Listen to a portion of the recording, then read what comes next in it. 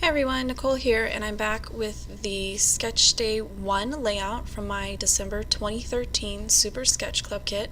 And you can see I've got the samples printed out on a Word document. I pulled them from Scrapbook Generations blog, and I'm doing the one that's on the left side of the page, but I'm actually taking elements from both Debbie's version and Allison's version. On Debbie's version, I really liked all the little Polaroids going across the page, and I liked how the green paper spanned both sides of the layout. And then I'm also taking the large sort of photo collage on the right page from Debbie's sketch, and then from Allison's sketch, I really liked the two 4x6 photos that were that in the little orange like title strip. I really liked how those stood out, so I'm gonna kind of try to figure out how to sort of marry the two sketches into one. And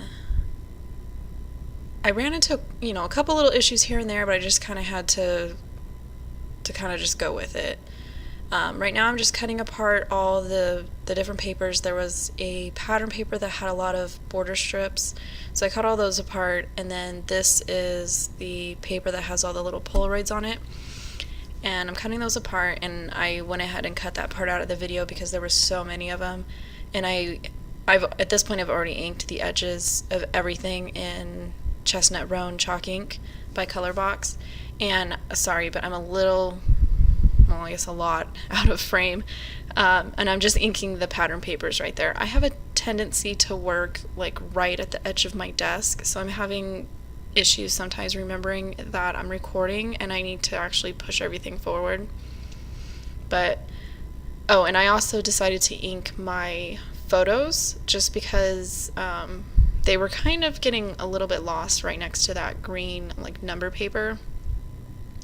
So I'm just running the same brown chalk ink around the edges of my papers, not really like on the actual photo, more on the edge, just kind of covering up the white core of the photo paper. So I'm setting those aside, and then I'm going to sort of kind of lay everything out and figure out if my idea of marrying the two sketches is going to work out or not. And I didn't lay everything out before I decided, okay, I'm just going to go with it.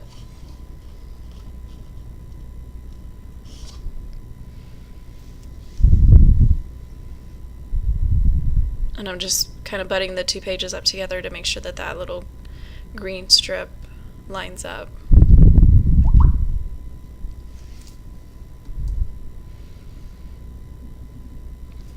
And then the two larger photos I felt were getting a little lost on the paper as well, so I'm going to end up just grabbing some white cardstock from my stash and just kind of making a mat with them.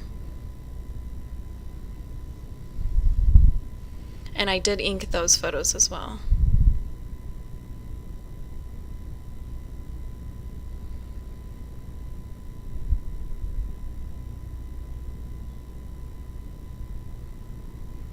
And I am inking just barely inking the edge of that white paper just so it wasn't so stark compared to everything else on the layout. And this is the title piece. It was featured on both sketches, but because I'm not really following either one specifically, I'm kind of having to figure out where it's going to work on my specific page. And I've said in previous videos that these kits are usually pretty easy to just kind of do your own thing. And it is, if you're not like me and you don't like overthink everything. But I'm not one of those people that works in visual triangles and is this balanced and trapped white space, and those concepts just, I don't know, they mean nothing to me. I either like the way it looks or I don't. So here I've grabbed 3 of the Polaroids that sort of had a more muted pattern within the Polaroid, and I'm just going to take some of those little Hero Arts ink cubes out and some Technique Tuesday stamps to kind of just add some phrases and text and stuff to just kind of add a little bit more interest to those Polaroids at the bottom. And I actually don't own a ink pad in navy, so I just pulled a Stampin' Up! Marker that I had in navy. And they don't work that well coloring on a clear stamp, but It was okay.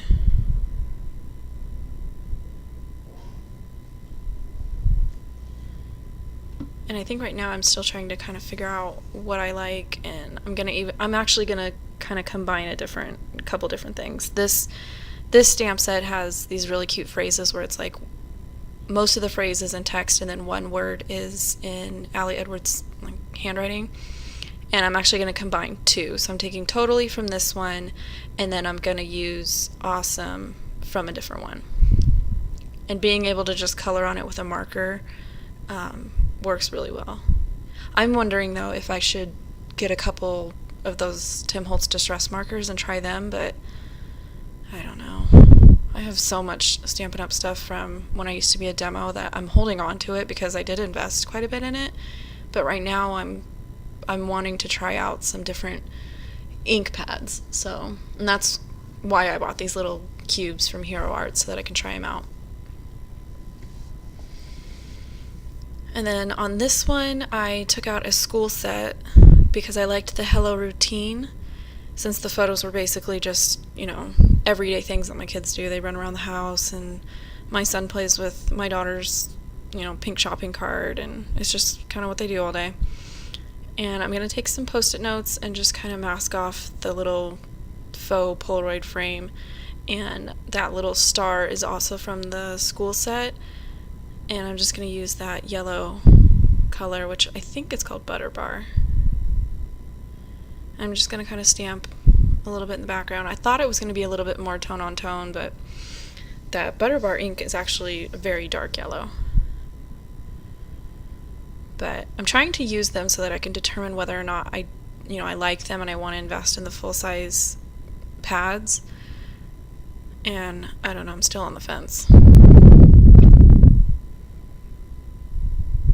And then the Hello routine was in the brown, and I think the little stars was in pale tomato. And then this one, I'm going to use those same Post-it notes and just mask off the left side because I'm just going to put a couple different phrases going down the side. And I just pulled phrases from, there was 2 different stamp sets that kind of had the same look but different messages, so they actually mix and match really well together.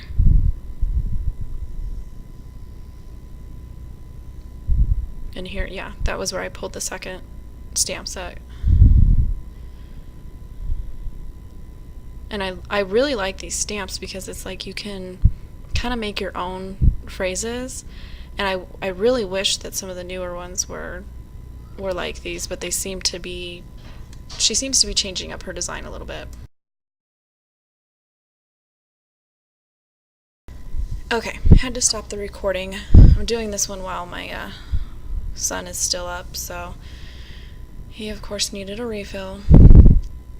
Okay, now I'm trying to figure out, I forgot to zoom out on my video camera, and I do apologize for that. Basically, I'm just putting down the photos on the right-hand side in that block formation that Debbie had on her sketch.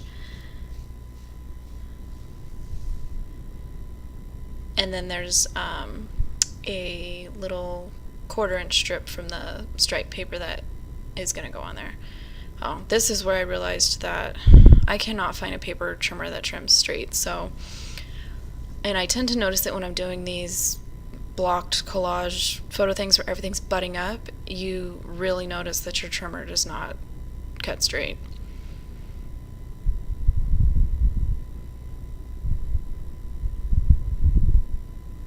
And I'm just adding that strip, and I'm pretty sure I eventually zoom out here pretty quickly.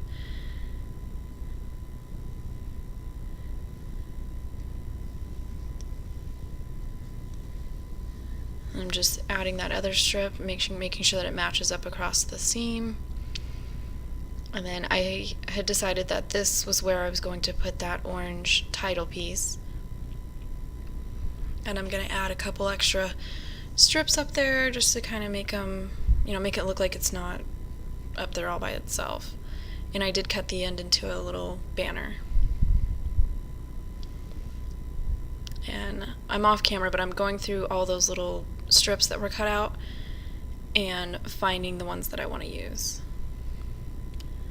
And I really liked this little sort of faux banner that was printed on the pattern paper, so I went ahead and cut it out. And I can't remember without looking at the samples that I printed out, but I think both sketches this little piece was on, but it was in, you know, completely different areas, and it made it look different depending on where you put it.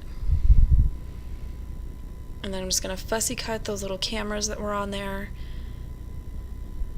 and set them aside for later. And I think I'm still cutting. I didn't zoom out, so I'm not real sure what I'm doing.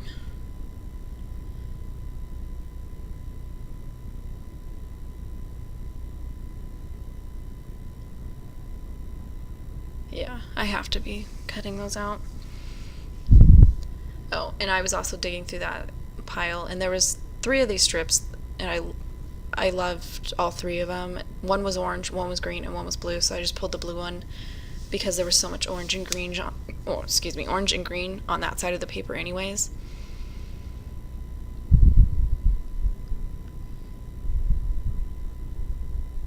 And I cut the end of that one into a little banner too.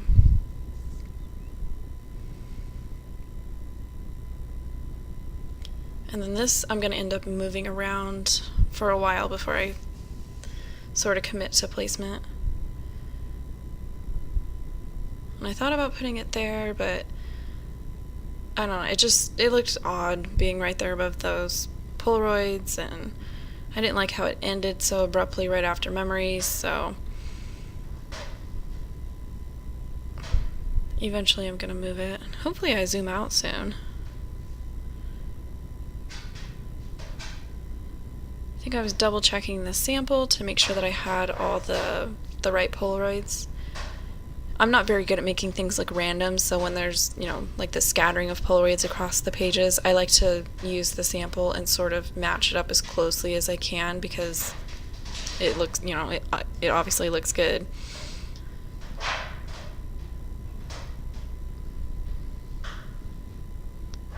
And so I'm just going through and putting those Polaroids down, and I think almost every other one was popped up with foam tape. And I'm leaving the backing on the foam tape while I attach the ones that are underneath, and then once the one's underneath, I can put the foam tape down.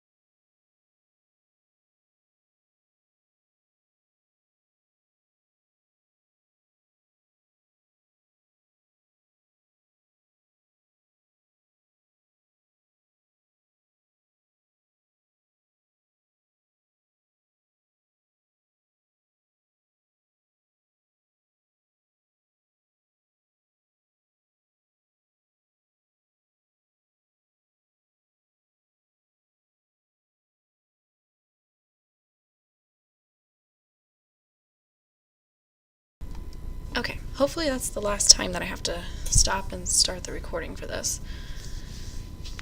That'll teach me to try to do one of these when my kids are awake.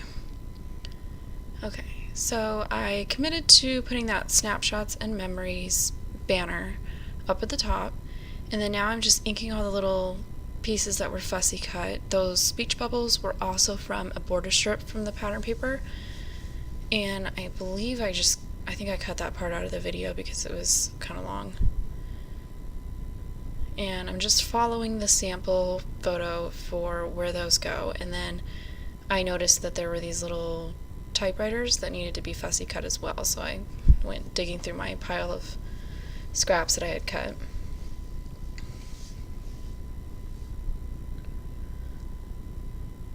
And I'm just inking those and putting some foam tape behind them.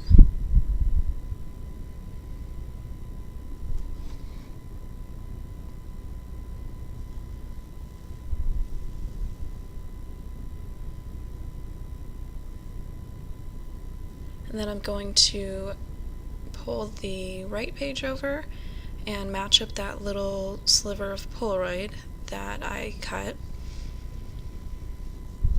And I think I cut it a little too thin, like I should have had it span a little bit more, and I wouldn't have had to go digging for some glue to try to glue that little sliver on.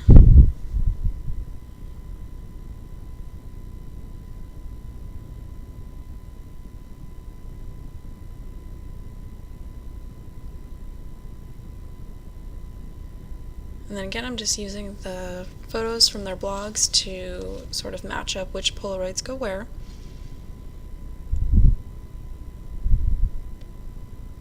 And I'm trying to make sure that the ones that I had stamped like phrases and stuff on, that those weren't going to be like right next to each other, so I was just making sure where those were going to go.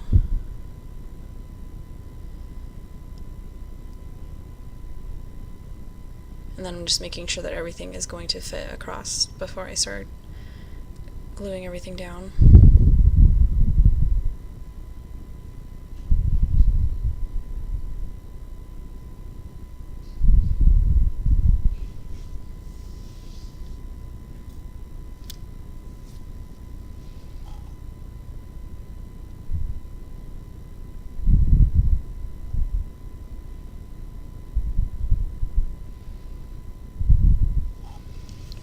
And then now that I have all of those down, I'm going to add those little speech bubbles.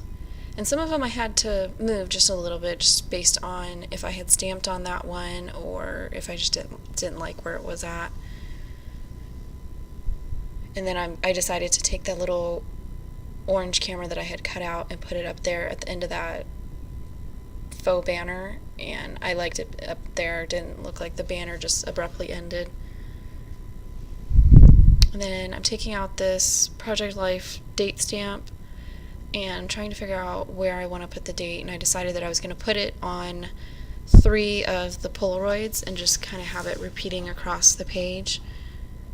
And I decided to do the craft colored ones.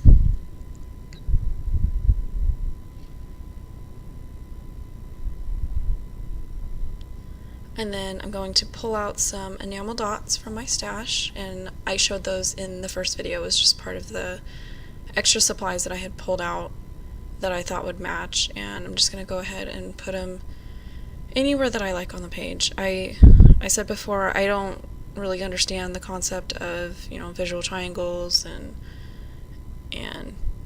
different design techniques and stuff. I tend to just, I like it here, or I want to put this color here, and not necessarily a rhyme or reason to it. So I'm just going through and, picking out colors that I like, and, putting a couple on some of the Polaroids, and I put some in the upper right hand corner just because I thought it looked a little empty.